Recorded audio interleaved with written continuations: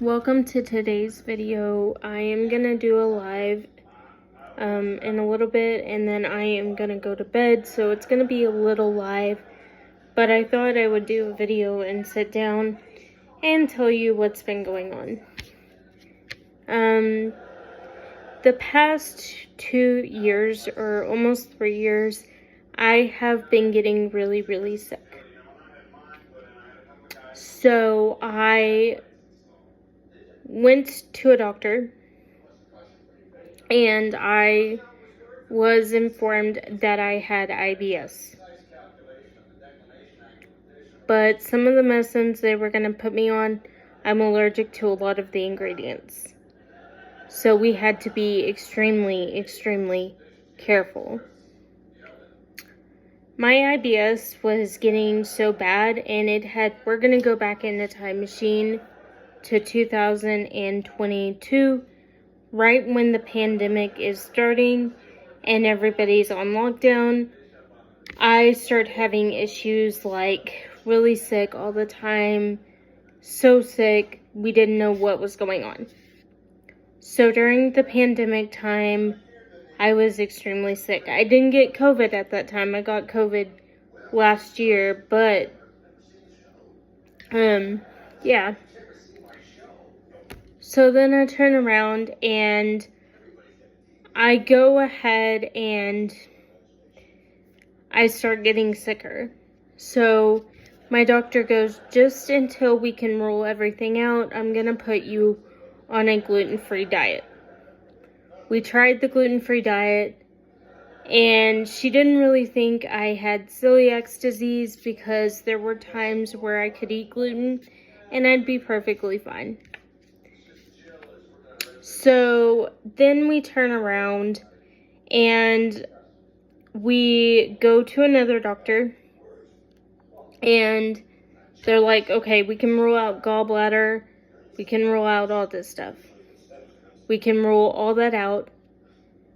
Then my mom started noticing every time I would eat something with corn in it, like popcorn or anything with high fructose corn syrup, I was getting sicker.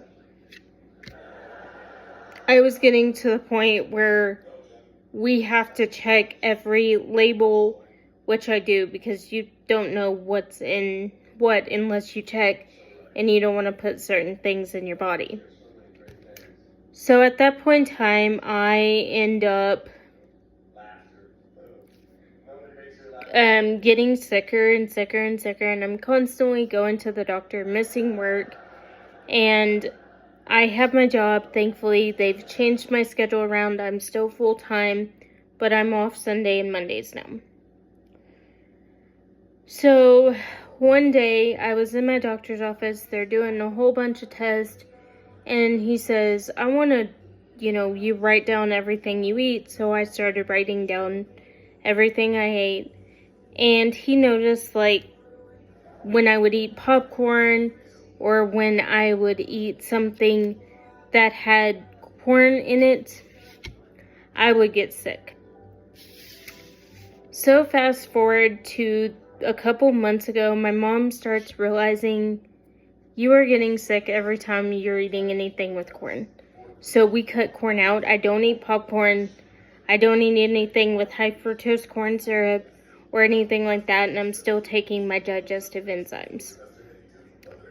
So I have gotten a little bit better, and then we decided that I would be going on the keto diet. It's not, I am happy with my body. I am happy with myself. But for health reasons, I had to go on the keto diet. I can't have corn. I can't have popcorn. Mom and I both are so particular about certain things that I won't eat them. So I've had to shop a lot at natural grocers and things like that and make sure that nothing has high fructose corn syrup in it. It was really frustrating because I'm a girl who loved popcorn. I loved corn on the cob, and having to give those things up was really hard. But the alternative of constantly being sick and being in and out of the hospital and, having to go to the emergency room or having to go to the urgent care was a greater cost. So I had to sit down and I had to make some difficult decisions, because I've told you all the story of my nephews, how they came to Home Depot and told my boss I was their stepmother.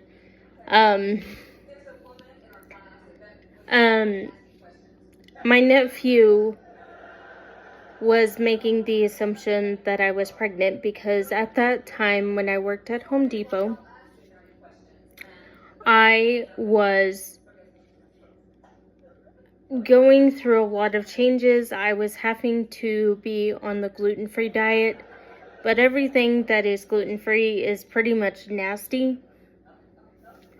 Now, it's getting better with time, and my nephew asked me if I was pregnant straight up. Daniel was like, "Hey, are you pregnant? Because you look like it." I was also having to wear certain things to work, like jeans and leggings, and they were questioning. Even my boss was questioning if I was pregnant. And it was kind of disheartening because a lot of stuff were going on, and we found out I was allergic to corn. It would have saved a lot of heartache if I had known this sooner, because I would have not missed so much work.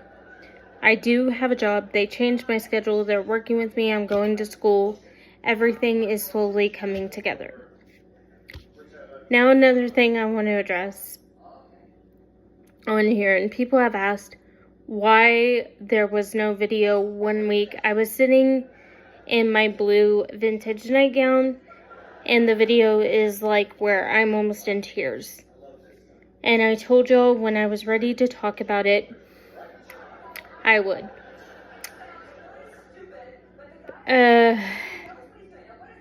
Back in July of last year, my aunt has been battling cancer since 2014-15 time frame, and she fought a courageous battle. She always wanted to ring the bell when you got done with your treatments. She would go to chemo. My other aunt stayed with her for about almost a year, helping her get to and from chemo and taking care of her and everything like that.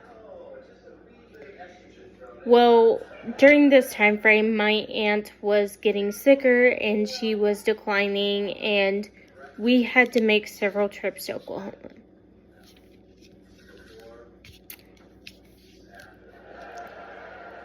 Unfortunately, last year, God had other plans and he decided to take her home to be with him.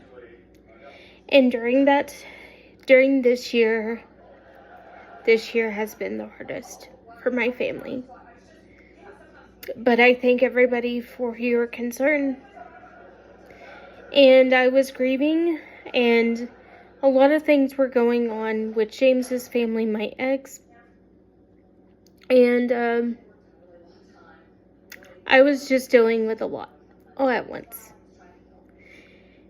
And I guess God puts us in certain situations so we can grow and learn and become stronger individuals. And the last 2 years have tested my faith for sure. It has not always been an easy journey, and there are things that are very hard to talk about on this channel and in a video. But my family was going through a lot. Because I had missed so much work, I was not able to go to my aunt's funeral. So we had a private memorial honoring her at my aunt's house. We had food, we had everything. Family came in and we honored her. Me and my aunt had a rocky relationship towards the end of her life. there were 6 months to a year where me and her did not talk. I'm going to tell the time frame from my perspective, and this is when I get engaged to James the first time, and we are planning our wedding. We had gone and toured a bunch of wedding venues in Oklahoma. We were either going to get married at Quartz Mountain, or we were going to get married at a casino in Tulsa, because for some of my family that is in Oklahoma, my adoptive family is in Oklahoma, but my biological family is spread out. So, sorry about the hiccups. So I turned around and we were looking at wedding venues. We were planning our wedding. I was buying my wedding dress. And people ask if me and James got married secretly. No, he passed away in 2022 due to suicide. And the last, I was actually at work at a different job, and it was, my birthday is October 31st, so this would have been August 22nd of 2022. So to give you a little bit of a time frame, I was at work that day and his sister called me like a mad stalker. And I finally decided to go take my lunch, because that day I wasn't going to take a lunch, I was just going to work through. And she had informed me that he had passed away. At that point in time, me and him had broken up. We have not gotten back together. That would be a seance we would have to have, and I'm just not into that. I believe in Jesus. So he passed away during that time. I had just left Home Depot to give you. I was at Home Depot for 6 months. I was at this new job. I get the call. They don't give you a bereavement until you have at least been there 6 months to a year at certain companies. And a bereavement is like if somebody dies in the family and you just need time to cope. Then, starting the job that I currently work at now, I had a family member be in the same situation, and they are no longer with us. So grief has hit me really hard, and it brought up, my biological sister passing away, and things I didn't deal with that very well. I tried to pretend like it didn't happen. But I realized I wasn't honoring her memory when I did that. So if I tell the stories about my sister, it's my way of honoring what a beautiful and amazing person she was. I will probably never say her name because it is hard for me. Certain family movies, like when I was little and she's in them, it's hard to look at. People did ask me if I still stay in contact with my nephews. The last time I saw my nephews were in 2021 when they came and visited me at work. We have not physically talked. Now, I have an unknowing to me. They have called and asked to talk to me, and people have transferred them to me. But because I am family, I did not take the call and I transferred it to somebody else. I don't talk to my brother-in-law. I have not spoken to my brother-in-law in years. And it's not that I hate my brother-in-law or wish any ill. It's just I'm busy with a full-time job, school, and life, and everything in between. So I want to thank y'all for watching this video. There will be a part 2, and I want to thank you for your time. Have a great day.